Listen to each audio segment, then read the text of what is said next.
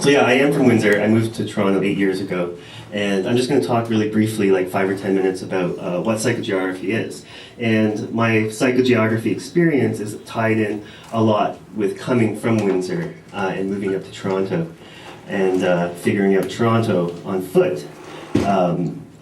I lived here for 25 years and drove everywhere. And I think the Windsor experience, which you're probably familiar with, is you drive from your house and then you park in front of somewhere, you go in, you get back into your car, and you continue to the next spot. I knew Windsor pretty intimately. I had some sort of experience in every corner of the city. Whether there's a party in some neighborhood, or my grandmother lives in Fontainebleau, or a friend lives in Forest Glade, or someone lives in LaSalle, the city was mapped out in my imagination. I kind of had some personal experience with it. Then I moved to Toronto, and I got freaked out rather quickly because I realized that I didn't know the city very well. And despite having visiting there a long time, many trips up there to see people, I realized I only knew Queen Street, King Street, the Eaton Centre, the CN Tower, kind of touristy stuff. But my mental map of Toronto was blank in a lot of places in between. I didn't know where College Street went or where Yonge Street went. And I didn't have any stories to go with there, so my personal experience of these places didn't exist. And coming from a city like Windsor that I knew intimately, moving to Toronto and having that absence of kind of experience freaked me out. So I started walking. I would just go for walks at night in some direction to see where roads went. And I did that for maybe a year, and I guess I got a reputation for that because I went to a party and someone said, "Oh, Sean, you got to meet Todd. Both of you walk." And we were thrown into a corner together, kind of like freaks, and awkwardly. And we compared the bottom of our shoes, and they were kind of worn out. And thought, yeah, we like walking. So we made a walking date for the next Thursday because it seemed like the right thing to do. And Thursday seemed like a good night because it wasn't the weekend and it wasn't the earlier in the week. It's kind of like Little Friday, a good relaxed night. I met him at his house on Degrassi Street in Toronto, and we started walking, just randomly drifting through the city. And it was really awkward, like a date. And we would bump into each other and kind of go, "Oh, sorry." This is actually how we met.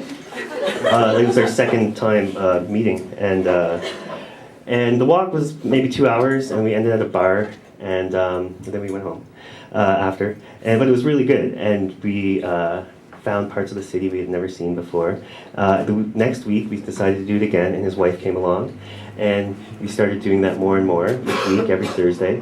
And more of our friends started coming. There's a few of them here over the years, and it became a thing, a Thursday night thing. We would go for a walk, usually starting at about 8:30. We started a listserv, so someone would propose a walk. Let's start at Yonge and Bloor Station, or let's start on the corner of Queen and Lansdowne out in Parkdale, or anything random like that. Or sometimes it's Thursday, so there'd be an art gallery opening, which is good because there's usually free wine, which helps you get moving. So it became this thing, this regular thing, walking for the sake of walking, with no other objective other than seeing the city.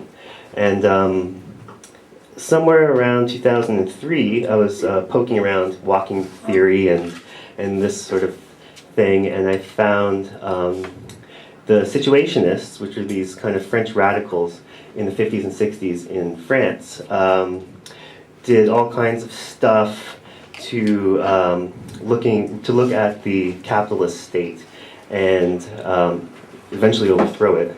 Was their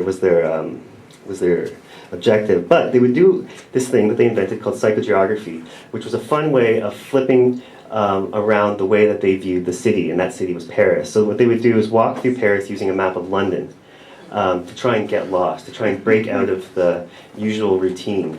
Or sometimes they would go on smell walks, and they would they would smell a sewer stink or something, and follow that to its genesis, and then smell a baguette baking, and follow that sometimes they would throw a jar down and it would break, and wherever the shards were pointing, that would take them in a direction. So it was completely random, and one thing you realize when you start thinking about how you move through a city is that we have certain routes from A to B to C to D, repeat, and we keep going on those routes, and we tend not to break out of them very much.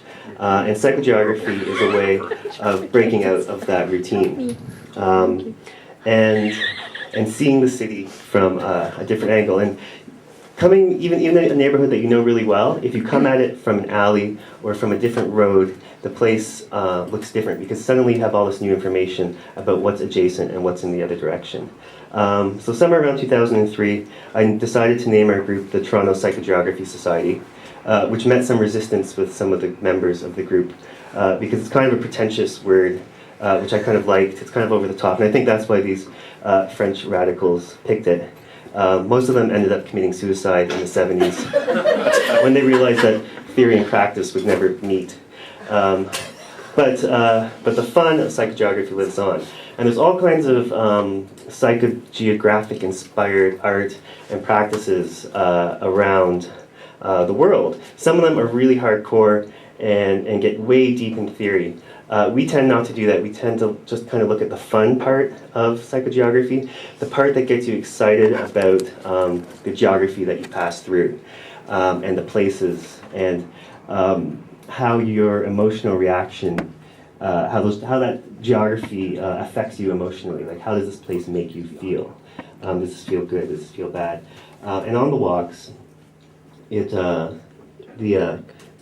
city is the thing that we are walking for, so we tend to pay attention to it. But our walks have kind of evolved into what I think of as a sort of mobile cocktail party, just in the way that they function.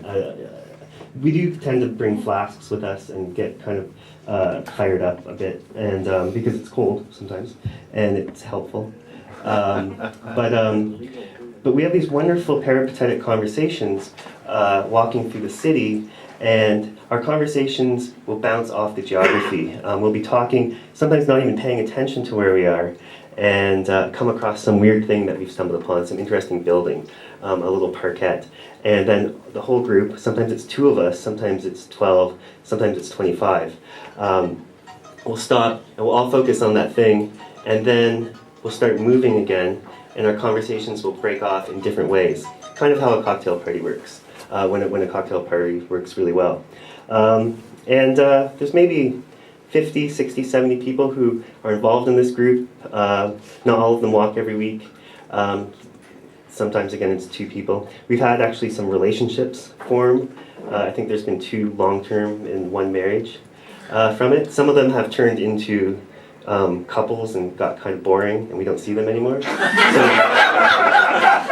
we try to discourage fraternization now because it ruins people. But and we've also done a couple of other events like this with large groups of people about this size, and get them to break into smaller groups, sometimes 2 people, sometimes 4 or 5. That's usually a good size group. And we'll give you an algorithm, and you'll head out into the city for, maybe tonight we'll go for like 50 minutes. And wherever you get in 50 minutes from now, come back to Phog. And what we'll do is we have a big Google Map projection of downtown Windsor with Phog marked in an X in the middle, and a bunch of crayons and paper behind it. And hopefully everyone will be able to trace in their route.